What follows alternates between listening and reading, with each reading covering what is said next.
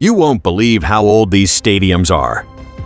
Swept away by a wave of modernity in the world of sport, we often forget the venues that shaped the path for the rest of sports architecture, and in their time were marvels of engineering.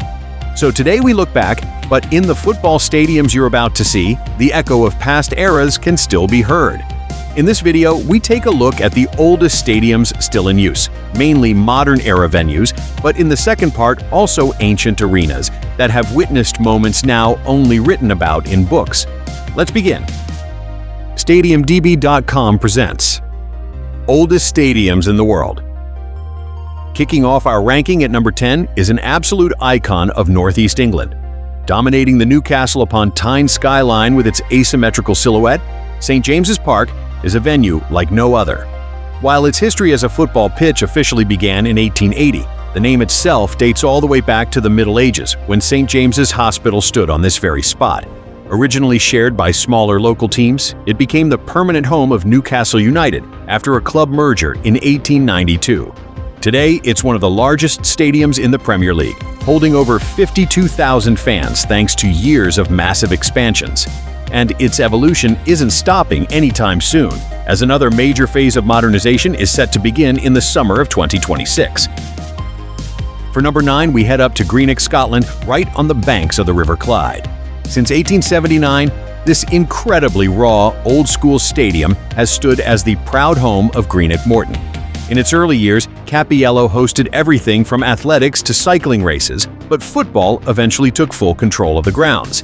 It has seen some truly historic moments, including a Scotland vs. Wales match in 1902 and a fiery 1922 clash with Celtic that actually ended in stadium-damaging riots. Today, Cappiello holds just under 12,000 fans and keeps its vintage charm alive with its 1931 main stand and historic standing terraces like the famous Wee Dublin End. At number 8, we're leaving the British Isles and flying all the way to the sporting heart of Australia. When a railway expansion took over a previous cricket pitch back in 1853, this colossal, oval-shaped venue known as the G was born.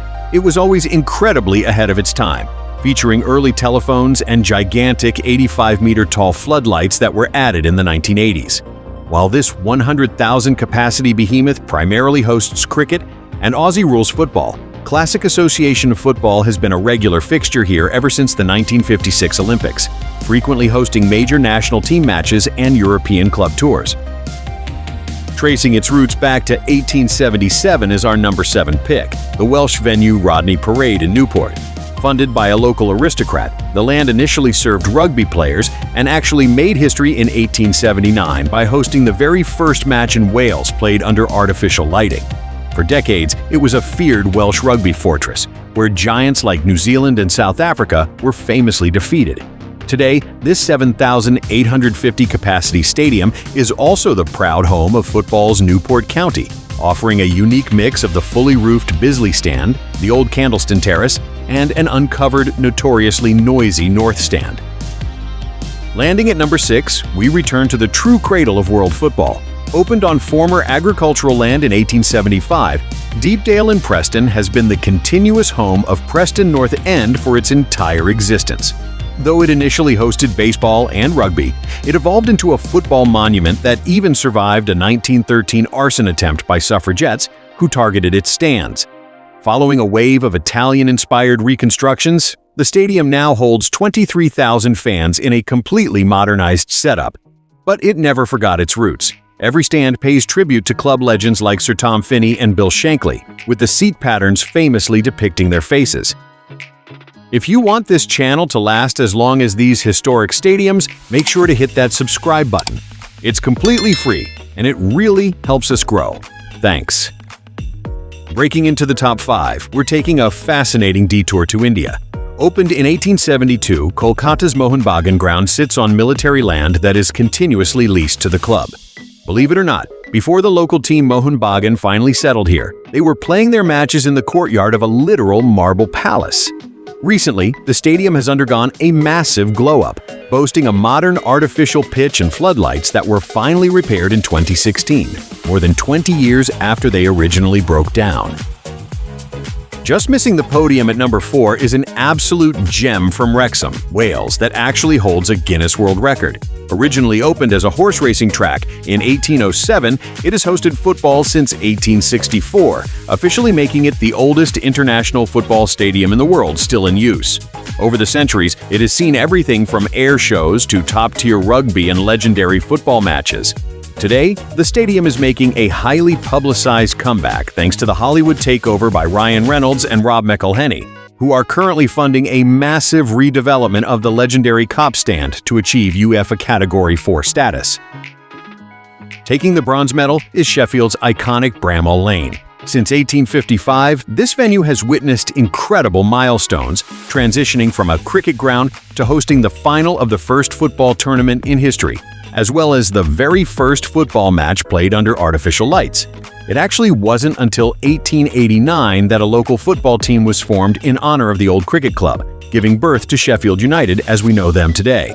Curiously enough, it took until the 1970s for the pitch to finally be enclosed on all 4 sides, permanently shutting away the old cricket pavilion and cementing its status as a pure football arena.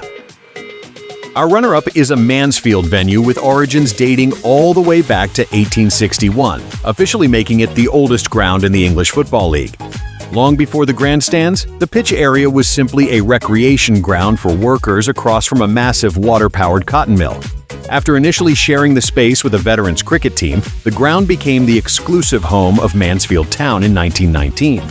The old ash embankments from those early days are long gone, as Field Mill was completely rebuilt at the turn of the millennium into a fully roofed modern all-cedar stadium. And finally, taking the number 1 spot and the ultimate Guinness World Record is Sandygate Road in Sheffield, the oldest functioning football stadium in the entire world. While cricket has been played on this ground since 1804, the first true football match took place in late December 1860 between Hallam and Sheffield FC. This historic clash, known as the Rules Derby, still stands as the oldest football derby on the planet. Amazingly, teams once played with 16 players per side on this famously sloped pitch. While today it consists of just a small club cafe and a 250-seat stand built in the 90s, Sandygate Road remains the absolute holy grail where the beautiful game truly began. Now it is time to move from modern stadiums into antiquity, but not just any ancient ruins. This part focuses on some of the oldest large-scale venues in the world that still survive in relatively good condition, allowing us to understand how sport, spectacle, and mass entertainment looked thousands of years ago. The amphitheater of El Jem in Tunisia, completed around 238 AD, is one of the largest Roman arenas ever built outside Italy. Its monumental stone structure shows how far Roman architectural influence reached across North Africa. Today, it is a UNESCO World Heritage Site and one of Tunisia's most important historic attractions. The Roman amphitheater of Italica, near Seville, was built in the 2nd century AD, during the period of Emperor Hadrian. It belonged to one of the most important Roman cities in Hispania and could hold tens of thousands of spectators. Today, it is part of the archaeological ensemble of Italica and can be visited as a historic site. The Arena of Nimes, dating to around the end of the 1st century AD, is one of the best preserved Roman amphitheaters in the world. Its 2 levels of arches still define the city center. Today, the arena remains active, hosting concerts, cultural events, and traditional bullfighting spectacles. The stadium at Magnesia, in modern-day Turkey, represents a different ancient tradition, focused more on athletic competition than gladiatorial spectacle. Its dating is less certain, with Hellenistic and Roman phases, but its scale was impressive, with capacity estimated at around 30,000. Today, it is an archaeological site still connected with ongoing excavation work. The Amphitheatre of Arles, built around 90 AD, was another major Roman arena in southern Gaul. After antiquity, it was transformed into a fortified settlement, which helped preserve parts of its structure. Today, its stands are once again used for public events, including bullfighting and Camargue traditions. Pula Arena in Croatia was developed during the Roman period and is remarkable because its outer walls remain almost fully intact.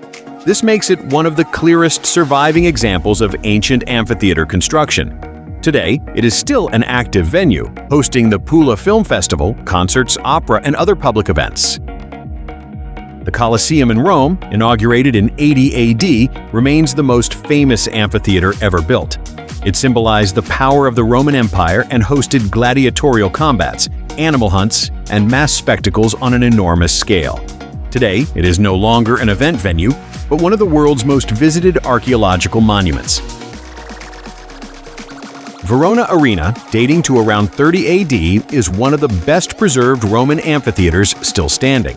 Unlike many ancient venues, it never lost its role as a place for performance. Today, it is internationally known for the Arena di Verona Opera Festival and continues to host major cultural events.